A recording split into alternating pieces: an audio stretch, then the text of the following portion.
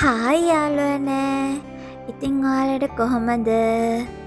ඔන්න අදත් මං ඔයාලට ලස්සන vlog එකක් කරගෙන ආවා.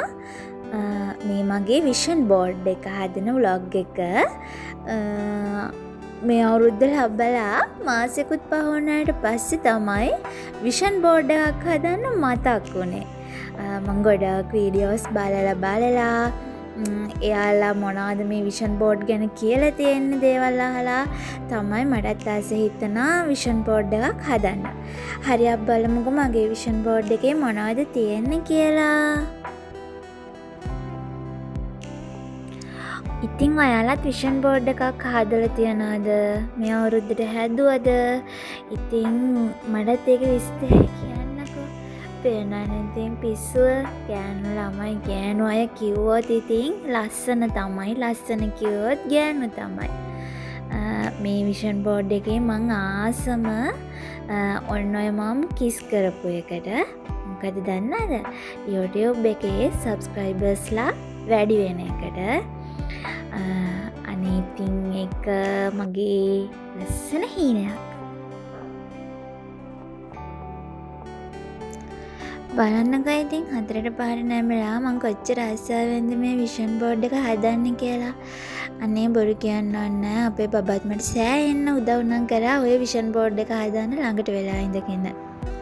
දන්නවනේ ඉතින් බබාලා එකතුනොත් හදන්න හැටි ඉතින් ඉස්සරහට බලන්නකෝ එයා කරන උදව් මොනවාද කියලා.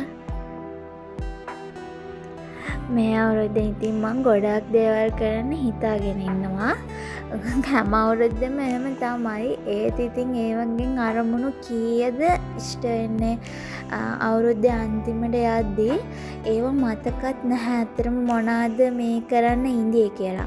දැන් මෙහෙම බෝඩ් එකක මේ දේවල් අපේ අලවලා අපිට නිතරම පේන තැනක තිබ්බහම හරි අපිට මතක් වෙනවානේ අපි මේක කරන්න ඕනේ මේක කරන්න ඕනේ. එතකොට අපේ යටි හිතට බලපෑමක් තමයි මේ විෂන් බෝඩ් එකෙන් වෙන්නේ. ඉතින් ඇත්තටම මේ විෂන් බෝඩ් එක කියන කන්සෙප්ට් එක නම් හොඳයි. ඉතින් ඔයාලටත් පුළුවන් නම් ඔයාලත් කරලා බලන්න.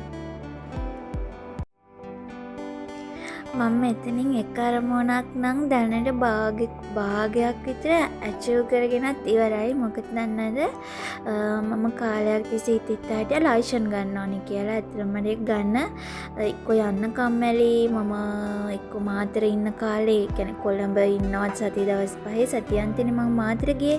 එතකොට මට වෙලාවක් තිබ්බ නැහැ.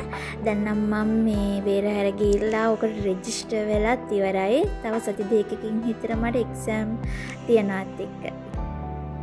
ඉතින් ඔයාලත් විශ් කරන්න මගේ මේ විෂන් බෝඩ් එකේ තියෙන ඔක්කොම මට ඉෂ්ට කරගන්න ලැබෙන්න කියලා.